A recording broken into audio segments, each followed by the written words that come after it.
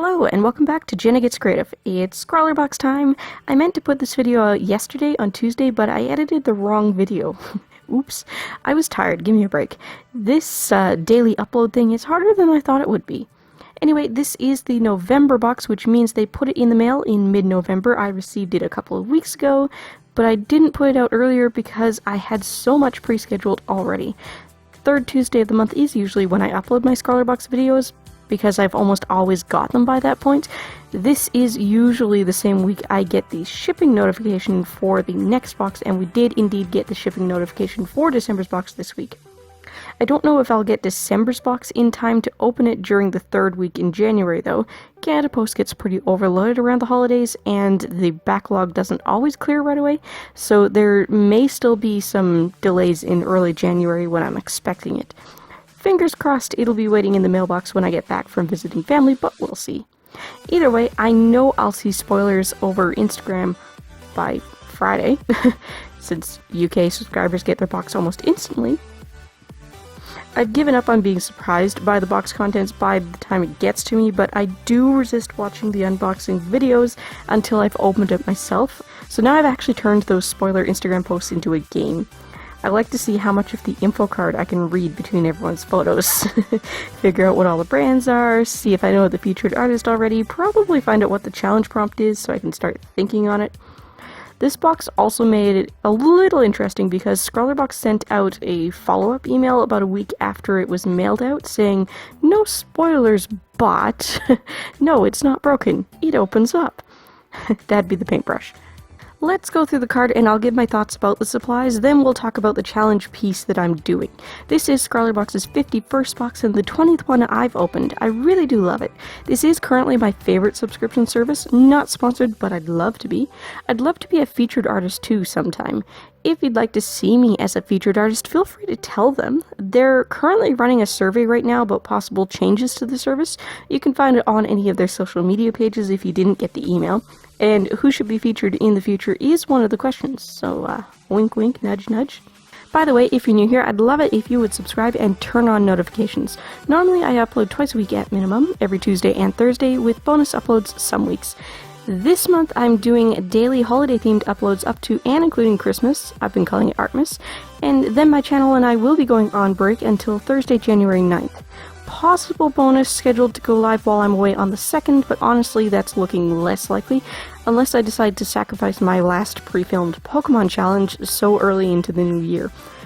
With the new COPPA compliance rules, not entirely sure how that series will fare and whether or not I'll be able to keep doing it. If you like this video, don't forget to hit like and leave a comment down below. I love reading your comments, I appreciate the interaction it gives my videos and my channel, and I do reply to everyone. Who else got this box? What other subscription boxes do you like or recommend?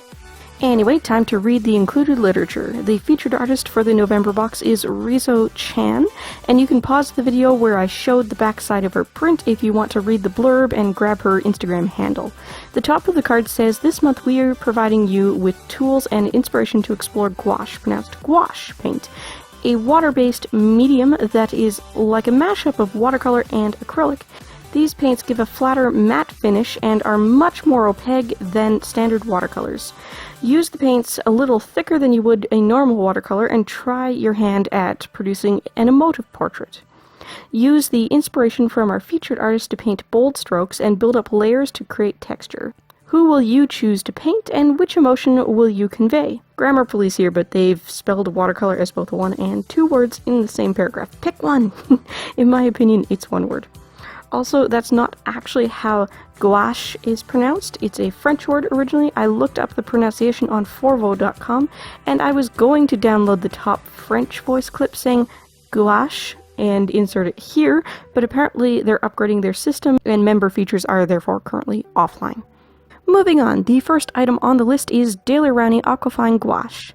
This color pack is an ideal introduction to Aquafine Gouache watercolor paints. Aquafine watercolors are made from a careful selection of modern high-quality pigments milled to perfection to offer optimal performance and control. These rich colors have beautiful pigmentation and properties that produce beautiful, delicate washes every time. These paints combine a modern way of using watercolor with the traditional essentials that come with using this medium, which makes this innovative range ideal for mixed media as well as traditional techniques. Suggested retail price is £3.25 each per tube, so £19.50 for the set of 6. As per usual with these subscription box videos, I will have the contents list down below with prices in British pounds, USD, and Canadian dollars, and I'll have the subscription costs and savings breakdown math done for you as well. These are 15ml tubes as opposed to the 12ml tubes that the Daler-Rowney Simply Gouache is usually sold in. I do like Gouache. Daler-Rowney is the only brand I've ever used, and until now I've only used Simply, which is their student or hobbyist grade line. The Simply tubes don't have any sort of light fastness rating anywhere on them, which probably means they aren't tested. As I mentioned recently, I am conducting my own light fastness test on quite a few of my paints. I did all of the swatching in mid to late September. I taped the test sheets to the window in the spare room and tucked the control sheets away in a folder. I'll at least film the results in January, not sure when I'm putting it out. The Daler-Rowney Simply Gouaches are included. You may also remember I painted the tiger that's currently in my channel banner a couple of months ago for a no-box art box challenge, and I used gouache on canvas for that. That has been sprayed with a UV resistant varnish, and so far, no color fading or shifting. These tubes, the Aquafine line, do appear to have some sort of light fastness rating. They all have 3 little stars except for the black, which has 4. I can't find any information on what the stars correspond to, but Daler-Rowney stuff doesn't seem to ever go above 4, so I'm guessing that means 4 is the highest light fastness in their scale. That probably means 3 is also fairly light fast. Most companies out there use 8, 5, or 3 stars. 8 is the blue wool scale, and most artists cut off acceptability at 5 or 6 out of 8. With companies that use 3 stars like Faber-Castell, usually 2 is also perfectly acceptable, but 1 is not. 5 is the ASTM standard, and it's an abridged version of blue wool. 8 out of 8 means no color fading or shifting under museum conditions for at least 100 years. 7 out of 8 is good for at least 80 years. 6 is at least 50. 4 and 5 are good in the 15 to 50 range. 2 and 3 are good for under 15 years, and 1 will start fading or shifting within 2 years. ASTM's scale plays by golf rules, with 1 being the best and 5 being the worst. 1 is 7 or 8 blue wool, 2 is 6, 3 is 4 or 5, 4 is 2 or 3, 5 is 1. I'm going to go ahead and assume, since I can't find confirmation, that Daler-Rowney's system puts a 3 out of 4 on pigments that are at least a 6, if not a 7 on the blue wool scale. So 3 stars is perfectly acceptable in terms of light fastness for professional use. Wow, I have talked a lot about light fastness. Do you want me to actually do a straight up video on light fastness more in depth? I think if I talk about it in depth on the testing video, it would be too long because I'll have to actually talk about the results. Anyway, as the card indicated, gouache is much more opaque than traditional Western watercolors. If you're familiar with Gansai Tambi paints, gouache is very similar to that, but much more matte when dry. I've definitely noticed when I use my Gansai Tambi paints too thick, they do have a plastic-like sheen to them. Gouache doesn't do that. It's watercolor, but with the ability to go very opaque very quickly and easily. The set we've been given includes red, yellow, blue, and black, white, and skin tone. As I was typing this part out, originally I said it gave us primaries, but that's kind of only half true. Not everyone considers blue, red, yellow to be true primaries because there's also the CMYK system for physical mediums and RGB for light. Plus, they're not even tonally neutral, these are warm shades. We have 515 Alizarin Crimson Hue, 110 Cobalt Blue Hue, 618 Cadmium Yellow Deep Hue, 578 Portrait Pink, 34 Ivory Black, and 9 Titanium White. Of course, the word hue in the color names just means that these are simulated pigments and don't contain the dangerous, rare, or expensive elements originally used in those pigments. They've either used other natural pigments that closely match or otherwise synthetically reproduce the same color. I've always got to laugh when I read the shade name Ivory Black. Isn't that an oxymoron? Is ivory ever black? Overall, I do really like these paints. I'm glad they gave us this blue-red-yellow combination. Warm tones do make sense for portraits too, so what I'm about to say isn't a complaint about the selection, just an observation. It's really hard to make a nice true purple. A very warm red with a somewhat warm blue makes a very red-ended warm maroon or burgundy color. It's a wine shade, not a plum or an aubergine.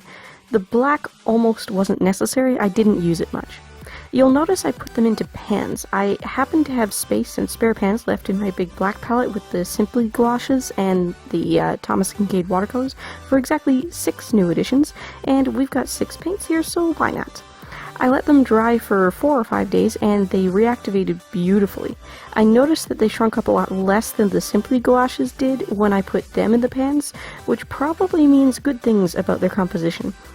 If I'm working on canvas, I prefer to work with wet paint straight out of the tube, but for working on paper, I enjoy the convenience of pans. I also feel like there's less waste with pans because you don't clean out the pan and toss the rest of the paint you removed from the tube this way when you're done. The only bit that gets wasted is anything that's left in any washes you did that you choose to clean away. I know some artists leave their mixing palettes dirty and just continue to mix over that. I don't. I might leave it a mess until next time, but I must clean it off and mix from a clean surface. We must move on now though. So much talking and we've only talked about the first item on the card. I'm sure all the unboxing and swatching footage has gone by now, and stuff I might have to say about the other items relevant to swatching might be disconnected. Oh well. Item number 2. Royal Talens Van Gogh 191 series brush. Van Gogh brushes are made with the utmost care and craftsmanship. This 191 series number 6 is a round brush made with high quality golden synthetic hair. The fine tip makes it great for controlled detail, but with a little pressure it can produce bold, thick strokes. The flexible and strong bristles makes it resistant to wear, so it's a great brush for everyday use. It's also designed with a high density of hair, so it can hold a large amount of paint, making it the perfect instrument for gouache watercolor painting. Suggested retail price is £1.95, and apparently that's an estimate, possibly because this isn't normally sold as a single product, I don't know. So this came as a sort of travel brush. It comes apart in 2 pieces, so you can slide the end of the brush backwards into the tail of the handle. That's why the "it's not broken" email was sent out. A lot of people didn't realize it was folded up, and they thought they received a broken brush. The other end is also hollow and not a uniform shape. This is probably for scraping purposes and also to let the bristles dry when it's folded up.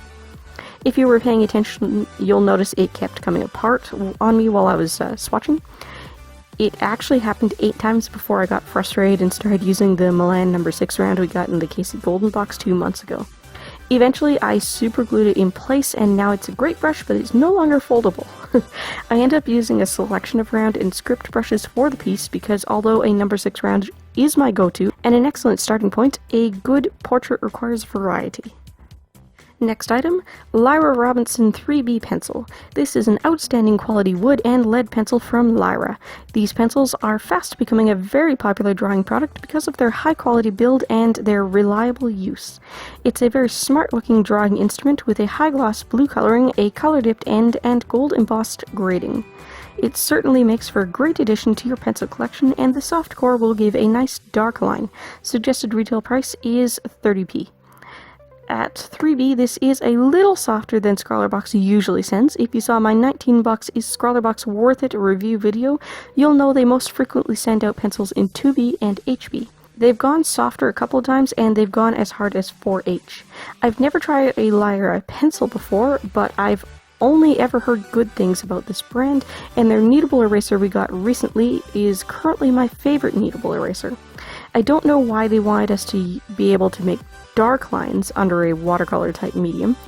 Even though gouache is a lot more opaque, as I demonstrated during the swatching, even undiluted straight out of the tube, it does not completely cover over a 3D pencil stroke. Next up, KUM Natural Eraser. This simple, high-quality eraser can eliminate most pencil lines without causing any unsightly smudging, smearing, or bleeding.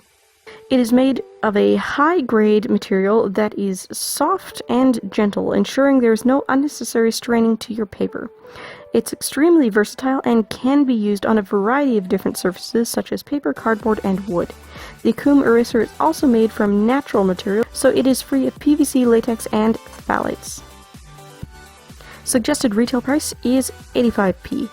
At first, it did remind me of both Prismacolor's Magic Rub and Milan's 430 erasers, so I tested it against both of those. It's very similar to the Milan 430 and infinitely better than the Magic Rub. I'd say the Milan 430 is still slightly better at erasing completely, but this one doesn't seem to leave that same odd bit of coating on the paper as the Milan, so that's a major plus. Must try it in a marker piece because that's where the Milan one becomes a problem. Last but not least, the Surface Bockingford CP watercolor paper 220 GSM, a very popular watercolor paper that is highly absorbent with a beautiful textured look and feel. It is traditionally made at St. Cuthbert's Mill using a high alpha cellulose. It has an attractive surface that is created using natural woolen felts, which gives the paper a beautifully textured finish that is very stable and with excellent color lifting abilities. CP means cold press in this case. As usual, there's no suggested retail price, but if we look up this type of paper in a pad or block, we can do the math for an estimate.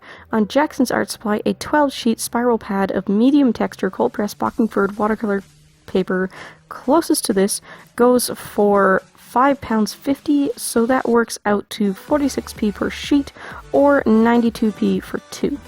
I have an affiliate link to Jackson's in the description, by the way, not sponsored specifically, but I do earn a small commission if you buy using my link. If you register for a new customer account when you go to Jackson through my link, you will get a 10% discount on your first order. So the 220 GSM paper from the box is not what I'm using in the piece you're watching now. I set everything aside while the pans were drying for a few days, didn't label this paper or anything, forgot what it was, and used it for other things. What I'm using is the remaining 300 GSM Bockingford paper from a previous box. Almost the same thing. The challenge for this month was Face of Emotion, and I decided to do a happy portrait. I decided to challenge myself with a darker skin tone than the portrait pink we were provided with, and I'm happy with how that turned out. Admittedly, she ended up looking older than the woman in my reference photo, and some of the shadows I was trying to capture dried as much more defined lines than I wanted. That and the pencil sketch is too obvious in some places. If I were to do this again, I would probably have sketched in a red erasable pencil and then lightened it up with a kneadable eraser first.